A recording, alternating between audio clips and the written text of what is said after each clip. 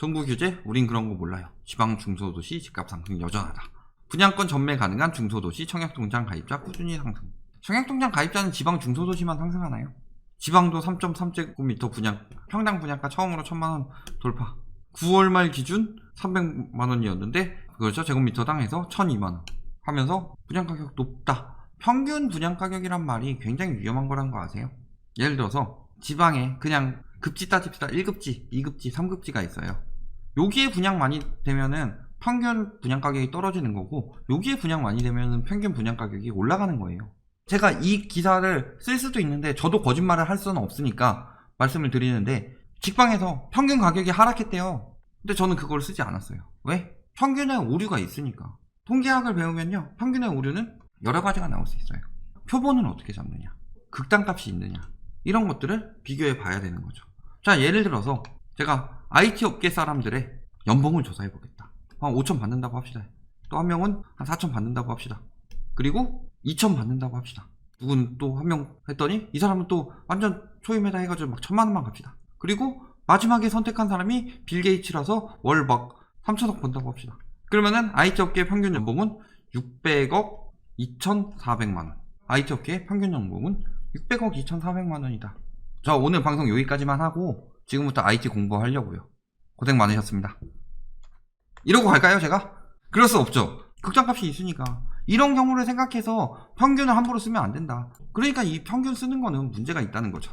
지방 아파트 정선시대 가격 상승 탑 10곳 중 6곳 지방이다. 이런 식으로 이야기하고 있죠. 울산 천안도 10억 아파트 똘똘한 채. 울산 천안이 언제부터 똘똘한 채였어요? 그 다음에 비규제 전매 제한 짧은 중소도시 풍선 효과다.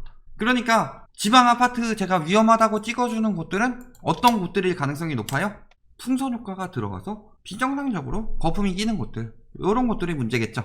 40명 유튜브 찍어준 아파트, 이런 인간들 잡아가야 되죠. 어디? 김해. 호재도 없는데 청약 수십 대 지방 부동산, 호재도 없는데 청약도 안 되던 지역이 지방 부동산이 꿈틀대고 있다. 망하는 지역이라는 거죠. 창원 한 달에 5천만원 꽁충, 미친 거죠. 창원 지금 업계가 무너지고 있죠. 울산 창원 거제 수주 소식에 부동산 시작은 들썩. 왜 들썩이 올라가지 않고 떨어지고 있죠? 조선업 연이은 수주 소식이라고 하는데 그 전에 얼마나 작살나고 있었어요. 이러다가 수주 소식 했는데 이렇게 지금 그 전에 막 띄우다가 수주 소식 더 띄워야지, 이거밖에 더 되나요? 청주 방산 가습기 말도 안 되는 거였죠. 소리 소문 없이 풍선 효과 매진 거래. 김해 구미 지금 어떨까요? 광양 천안 비규제 부자 동네. 비규제 부자 동네면 이미 집값이 올랐어야죠. 광양 같은 경우 왜 들어갔어요? 갭 투기하기 좋으니까. 천안 같은 경우 왜 들어갔어요?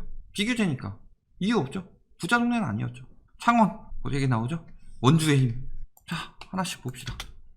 개정안 하면서 어디로 가고 있어요? 강원, 충북, 충남, 전북, 전남, 경북, 경남이 외지인이 차지하는 비중이 1년 새 증가했다. 비규제 지역으로 오세요, 사세요 하면서 사고 있는데, 문제는 비규제 지역이 왜 비규제 지역이에요? 초이노믹스로 인해서 거품이 막 끼던 시기였는데, 그럼에도 불구하고 집값이 안 올랐기 때문에 비규제 지역이죠. 그리고 안 오른 이유는 뭐예요? 결국에 마지막엔 실거주가 사줘야 된다. 근데 비규제 지역은 공실이 많이 나요. 미분양도 나고. 그러니까 마지막에 사줄 실수요가 없는 지역들이 보통 비규제 지역이 되죠. 그러니까 지금까지 도 단위로 안 했죠. 다 저기 광역시 뭐 이런 데 했는데 이런 도 단위 나오고 있다. 어디요? 천안, 청주, 순천, 여순광 할 때 순광, 그 다음에 원주, 구미, 창원 이런 데 이야기 나오고 있다. 그럼 매매 가격 지수 보면 어때요? 아까 이야기했듯이 지방이 이렇게 나오고 있죠. 뭐 광역시 이런 데 다 빼고 떨어지던 광원이 오르고 충북이 오르고 충남이 오르고 다 이러고 있다. 그 와중에 경북은 떨어지고 그 와중에 제주는 계속 떨어지고 경남은 많이 줄었죠. 여기 작년에 엄청나게 많이 들어갔다. 그리고 뭐 전북 전남 이런 데 올리고 있더라. 원래 사던 데예요. 저기 원래 미분양 많던 동네 아니에요. 전세도 제주는 여전히 하락 중이죠. 경남 전세가가 후행 지수도 항상 매매가 띄우고 나서 전세가 띄워서 버티려고 한다. 근데 매매가 떨어지고 나면 결국에 전세가도 같이 떨어진다. 전세가 다 올리고 있다. 특히 지금이 기회죠. 매매 거래량 보면 어때요? 지역주 찝어보면 창원 투기 엄청 많이 들어갔던 창원 9월에 뛰었다가 떨어지고 있죠. 10월에 거의 했다. 6월 한 번 띄우고 9월에 한 번 더 띄우고 있는 거죠. 구민이 이미 망했죠. 원주 말할 것도 없고 천안 마찬가지죠. 청주 왜 이거 사고 있어요? 법인 투기 많이 들어가서 기다리면 나오는데, 광양은 뭐 갭 투기 하기 좋다고 지속적으로 띄우고 있었죠. 근데 사실상 광양 인구 늘어난다고 믿으면 돼요.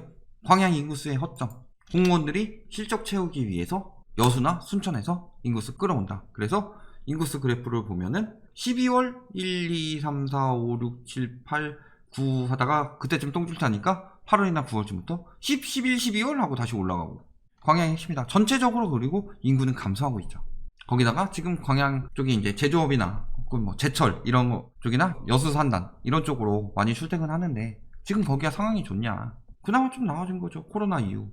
이전만큼 좋지 않은데. 주요 단지 보면 어때요? 창원 이렇게 꼈어요.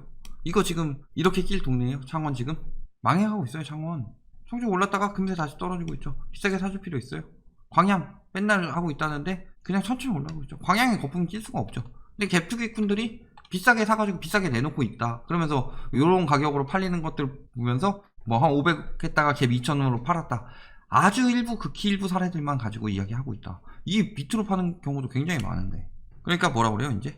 깡통전세 몰린다. 깡통전세 걱정. 그러니까 매매가를 더 올려야 되는 것처럼. 전세가 자체가 문제인 건데. 딴 데 가볼까요? 원주. 이게 말이 돼요? 원주가? 혁신도시, 기업도시 둘 다 작살났는데 이덕희 사주고 있어요. 말이 돼요? 김해 이거죠. 9월 이후 거래되나요? 안 되고 있죠. 다음이 이거다. 천안이 그나마 조금 더 길게 갈 수 있죠. 왜냐면 천안은 그래도 뭐 신도시 빨이라든가 이런 것들 영향받고 나름 수도권까지 지하철도 연결되어 있어서 어떻게 따지면 수도권이라고 억지로 끼워 맞추면 넣어줄 수도 있고 그런 식으로 이야기해서 할 수 있는데 사실상 그것도 말이 안 되는 가격이다. 저렇게 거품 낀 지역들 주의하라고 제가 지금 말씀드리는 거예요. 라이트하우스가 찍어준 지역들은 다 오른다. 왜 오른지 알아요? 실거주한테 비싸게 팔고 빠지기 때문에 오르죠. 그러니까 거기를 지금 실거주가 사면 안 된다고 제가 경고를 하고 있으니까 라이트하우스가 찍어주는 지역이 오른다 라고 하면서 실거주들한테 비싸게 팔아먹고 폭탄 넘기고 설거주 부대 맡기고 빠지는 거다. 속기 좋으니까 경고하고 위험하다라고 얘기하는 건데 당연히 속는 사람들 생기니까 더 오르는 경우 나오죠. 그걸 가지고 찍어주면 오른대요. 그래가지고 찍어주면 올라요. 근데 그 오른 가격으로 사는 사람이 상투를 잡는 거죠. 파는 사람들이 이득 보는 거고. 그러니까 그 말에 넘어가면 안 된다는 거죠. 부산 경남 경매 증가율 전국 최고다. 경매가 늘어나고 있어요. 경매가. 왜? 조선업 작살나고 있으니까. 수주 늘었다고요? 김천 지원 2,400건, 통영 지원 6,000건, 부산 동부 2,500건. 창원 이렇게 오를 때예요. 경매가 쏟아지고 있는데 조선업 갈수록 악화된다고 그러죠.